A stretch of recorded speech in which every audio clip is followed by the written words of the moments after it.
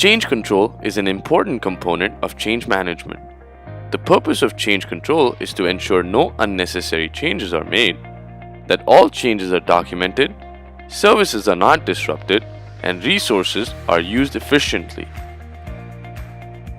Within the application dependency map, Uila will now help you understand all the changes that have occurred within your environment, including new interdependencies and past connections.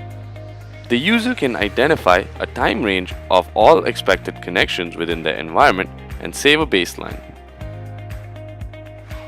Once the baseline is saved, the user can move the time slider to see the changes in interconnections. The dotted gray line seen on the map indicates all the missing interconnections in comparison to the baseline. The solid blue line indicates any new dependencies and interconnections between the individual virtual machines. Using this feature, Uila can easily help you ensure that all changes within your environment are documented and no unnecessary disruptions have occurred. Please send an email to sme@uila.com to learn more.